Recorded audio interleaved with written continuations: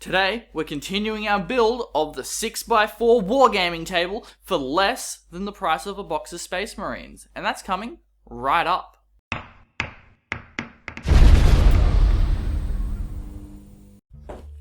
Welcome back, and it's great to have you here. So, today we're continuing our build of this Wargaming table, which is 6x4 and is costing less than the price of a box of Space Marines, which in Australia, just to get you back up to speed, is $55 dues. Yeah, it is a lot more here. We have the Australia tax, where everything is just more expensive. Yeah, I know, it's ridiculous, isn't it? Even digital stuff. Yeah, it's crazy.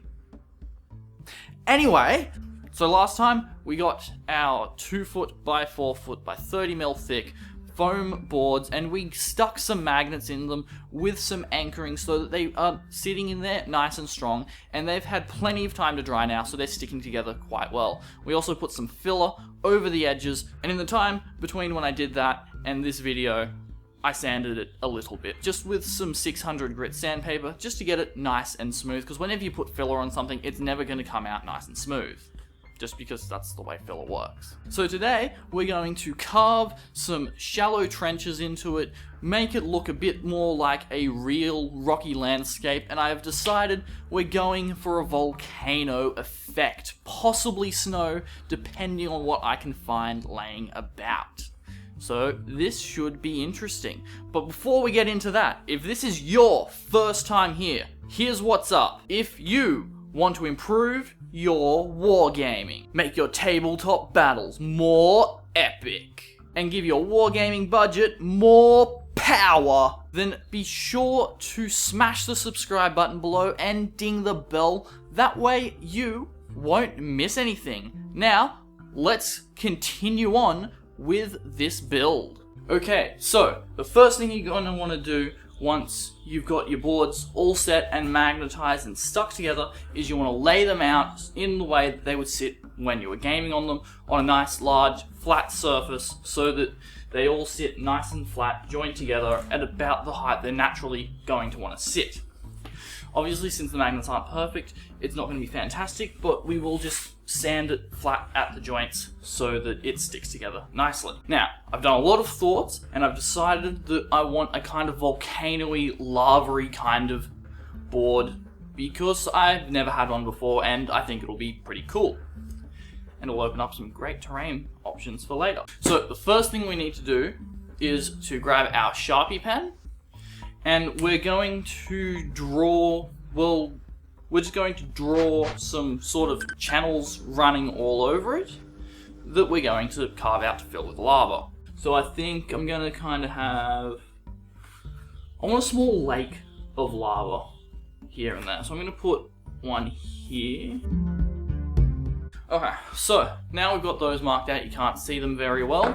You can now. So now we're going to, join them together. And I think we're going to have a small channel kind of run, kind of snaky, over into there.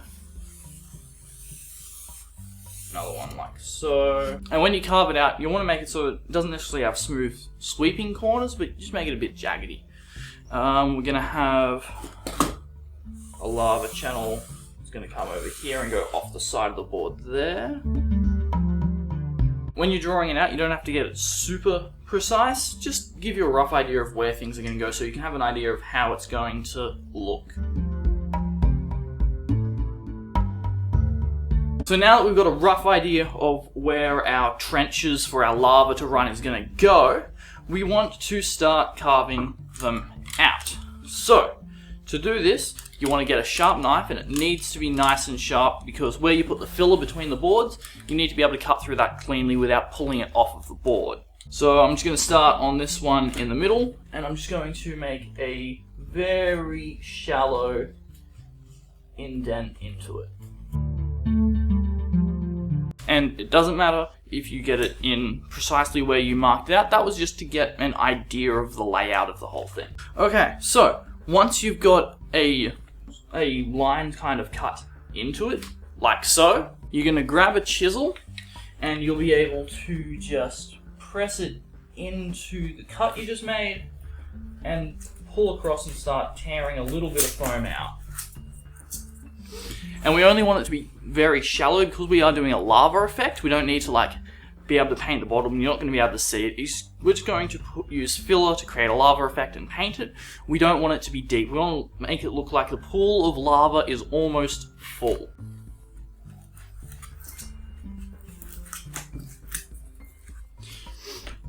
And you know what I just thought that would look really cool for this pool is if we had kind of a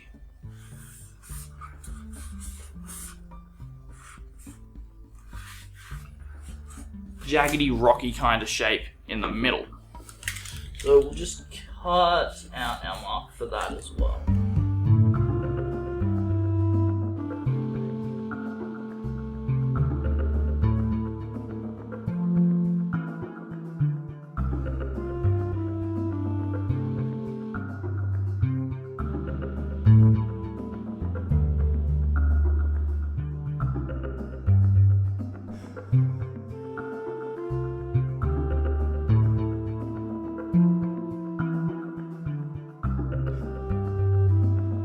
Okay, so once you've got your pool or river or whatever you're carved out up to the point where the two boards come together, you've got this gap filler. Now your chisel's not going to be able to cut through that really well. So what we're going to do to deal with that is we're just going to pop the board up for a sec. Pop it up.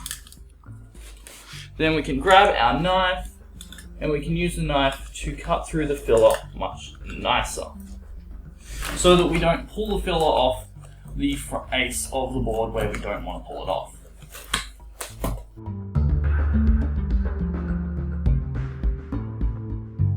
There we go, and now we can clip that back into place. And we have some of that pool cut out. Note where I drew this center island and it came out, I did leave that bit in there. And we've also cut down to one of our pins here, you can't see that. But right here is one of our magnetic pins that holds the board together. Now, you need to be careful when you're around that because you don't want to have them come unstuck. I've just uncovered it a little bit.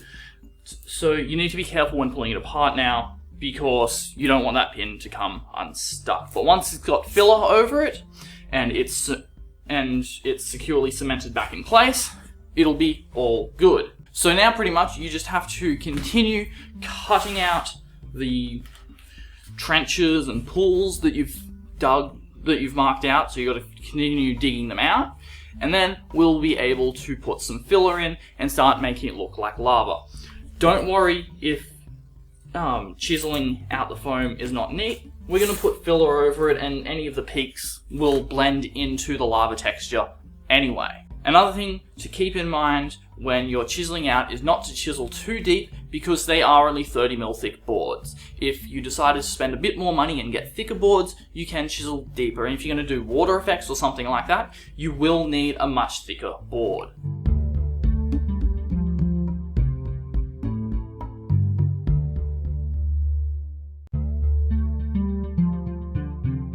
So now that all the trenches are carved out and it made a huge mess, so make sure you do this like not somewhere that has to stay clean. It's up to the point where we're able to put filler in.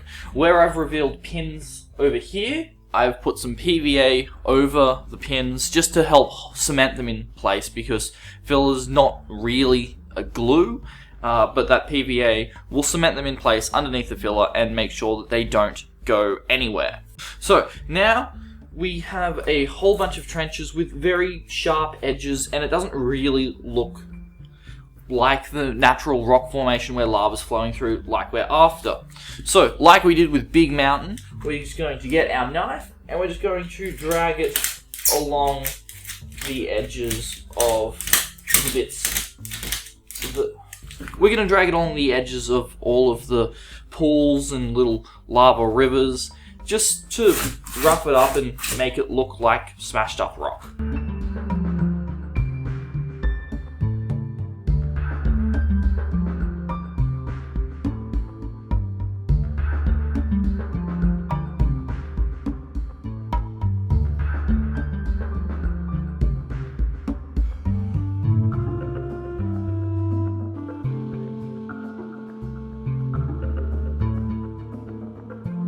Okay, so now that we've got all of the edges of our little rivers rounded off, so they don't look like it's just had a knife cut in, it's starting to look a lot more natural, and since the camera's so far away, it looks something like this.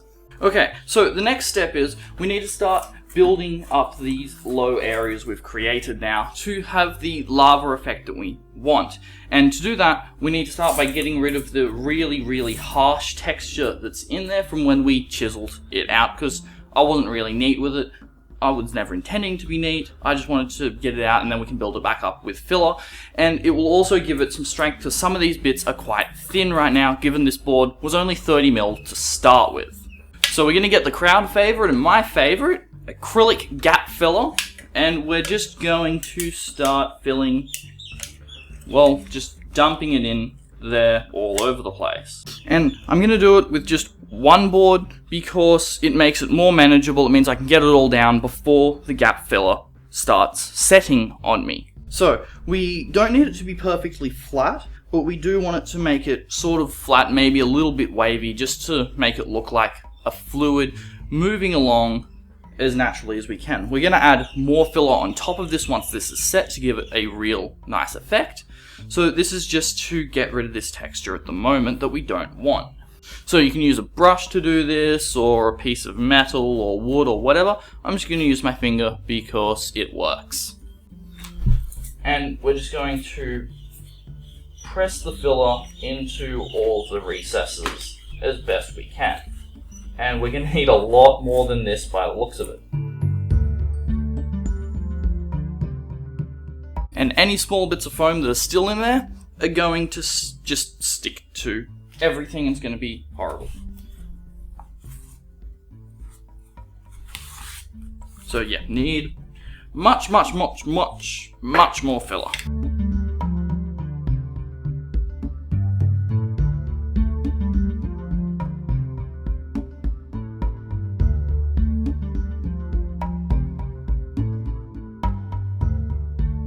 Okay, so I've run out of filler because that tube was already almost empty when I started this, and I need to go get some more. So we're going to end this video here, and then next time I will have filled in all of the boards with filler, and we will be able to put the last coat of filler on, do some texturing to the rest of the board to make it look like basalt or something, and then paint some lava effects on, and it's gonna be mad. So there you go, that is the next part in this series on how to make a cheap wargaming table for less than the price of a box of Space Marines. And so far, it's going about as I expected to. A couple of hiccups here and there, but that's what terrain making is all about, fixing your own mistakes that you make due to pure stupidity.